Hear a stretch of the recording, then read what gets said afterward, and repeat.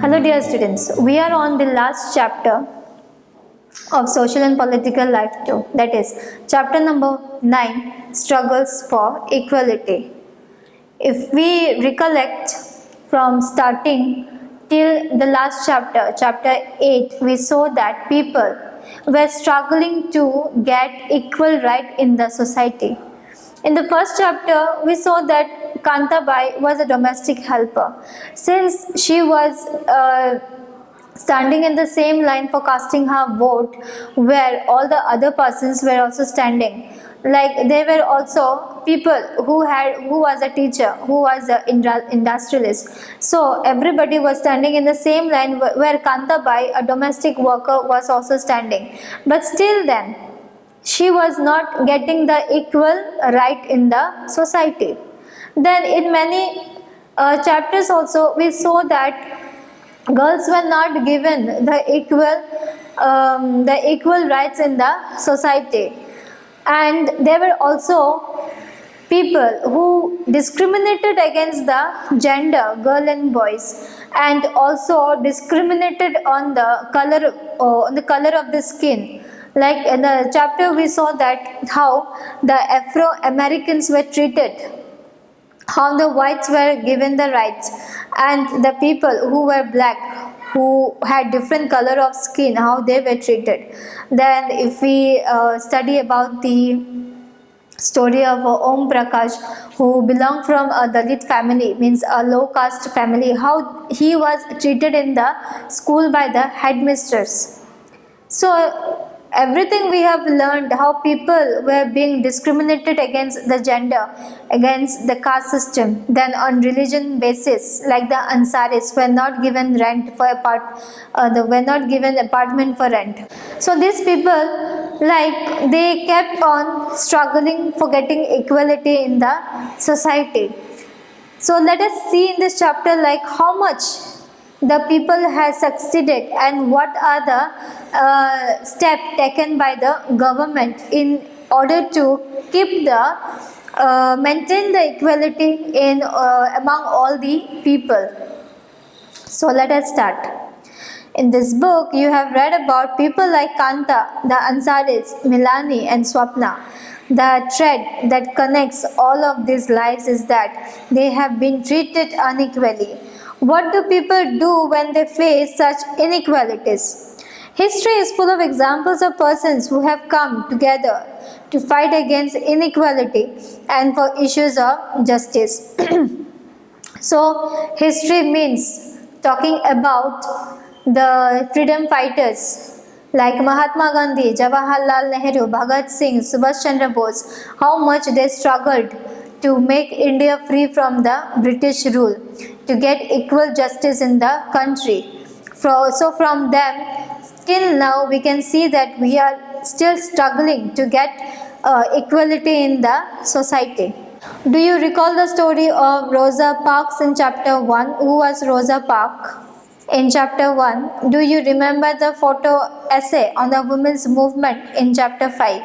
In this chapter, you will learn about some of the ways in which people have struggled against inequality. As you have already read in this book, the Indian Constitution recognizes all Indians as equal before the law and states that no person can be discriminated against because of their religion, sex, caste, or whether they are rich or poor. All adults in India have the equal right to vote during election, and this power over the ballot box has been used by people to elect or replace their representatives. But this feeling of equality that the ballot box provides, because the vote of one person is as good as that of another, does not extend to most people's life. As you have read, the increasing privatization of health services and the neglect of government hospitals have made it difficult for most poor people like Kanta, Hakim Sheikh and Aman to get good quality health care. These people do not have the resources to afford expensive private health services. This means that after you cast a vote also for the leader whom you want to solve your problems, to look after the problems, Still then, they are not doing they are not taking proper care of these things, the leaders. Like if we go back to the previous chapter, how Aman, who belong from a poor family, cannot afford to go to a private hospital because private hospital is very expensive. And we know about the government hospitals like Hakim Sheikh, when he went to the government hospital to treat his wound, then how he was being refused by the government hospitals due to lack of the facilities. So we can see a great discriminations in the hospitals or in the private care centers also.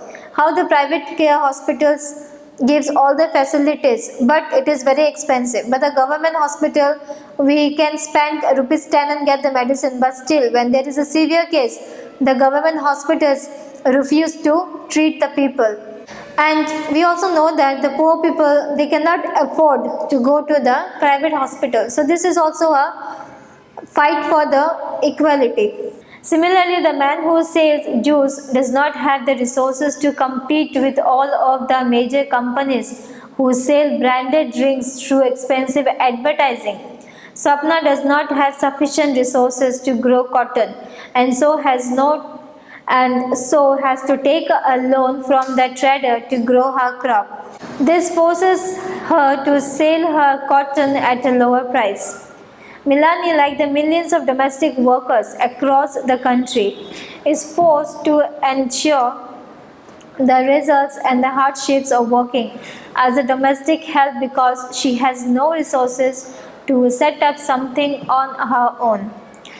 Poverty and the lack of resources continue to be a key reason why so many people's lives in India are highly unequal. So poverty, where the poor people cannot afford to get all the resources. Like in Swapna's case, we saw that she had cotton, but when she went to sell the cotton to the traders, she was not paid how much she was expected.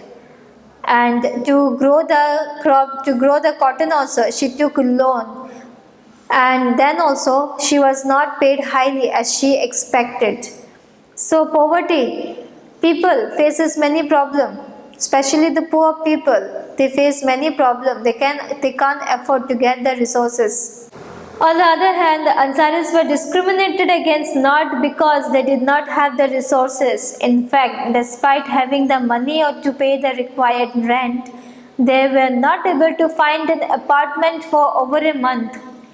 Ansaris, they had all the resources, they had enough money to pay the rent, but still they were not given the apartment. Why? Because they belong from different religion.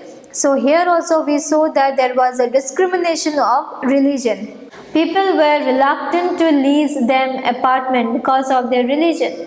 Similarly, the main reason that the teachers forced Om Prakash Valmiki to sweep the schoolyard was because he was Dalit. If you remember the story of Om Prakash Valmiki, how badly he was treated by the teachers, by the headmaster, how forcefully he was meant to sweep the whole playground.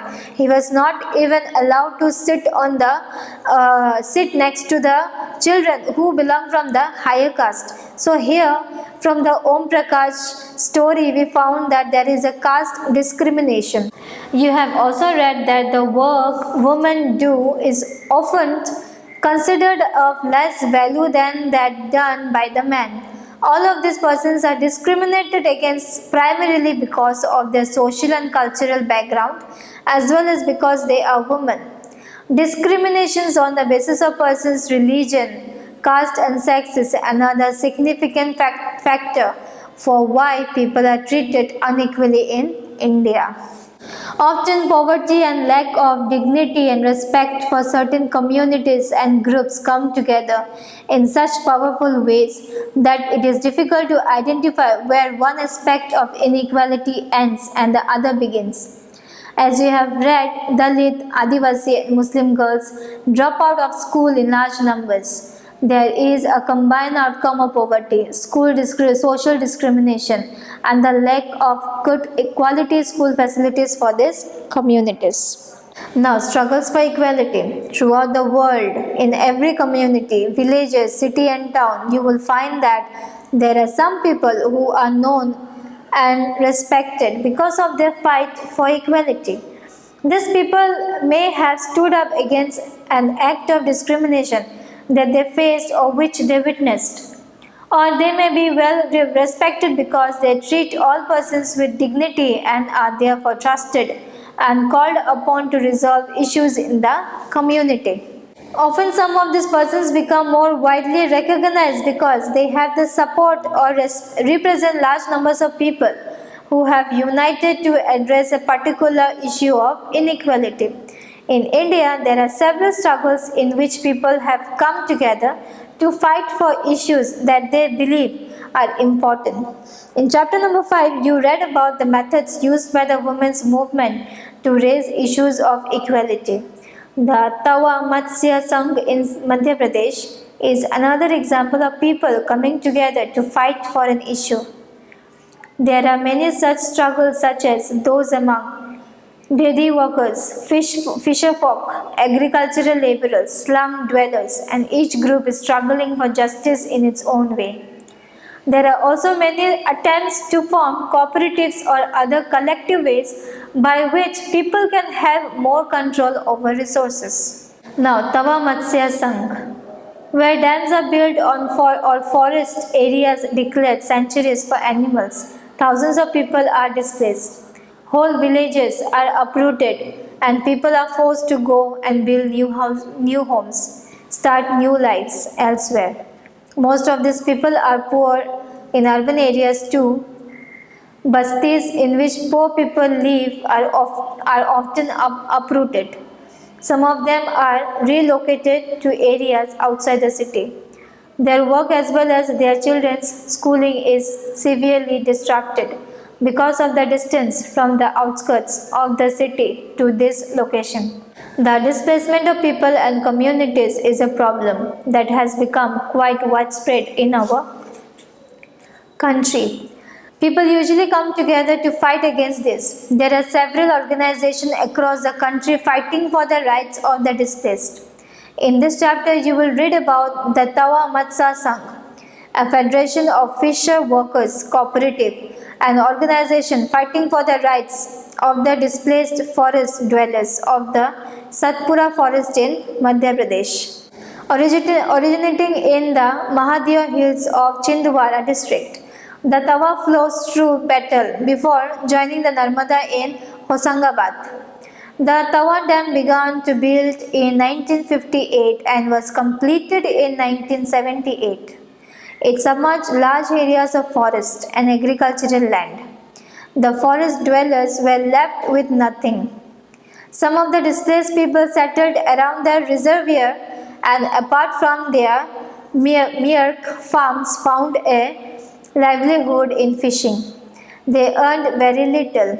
In 1994, the government gave the rights for fishing in the Tawa reservoir to private contractors. These contractors drove the local people away and got cheap labor from outside. The contractors began to threaten the villagers who did not want to leave by bringing in hoodlums. The villagers stood united and decided that it was time to set up an organization and do something to protect their rights. The newly formed Tawa Matsya Sangha organized rallies and a Chakka Jam roadblock, demanding their right to continue fishing for their livelihood. In response to their protest, the government created a committee to assess the issue. The committee recommended that fishing rights to be granted to the villagers for their livelihood. In 1996, the Madhya Pradesh government decided to give to the people displaced by the Tawa Dam the fishing rights for the reservoir. A 5-year lease agreement was signed 2 months later. On January 2, 1997, people from 33 villages of Tawa started the new year with the first with the fish first catch. With the TMS taking over, the fish workers were able to increase their earnings substantially. This was because they set up the cooperative which would buy the catch from them at a fair price. The cooperative would then arrange to transport and sell these in markets where they would get a good price. They have now begun to earn 3 times more than they earned earlier. The TMS also began giving the fish workers loan for repair and the buying of new nets.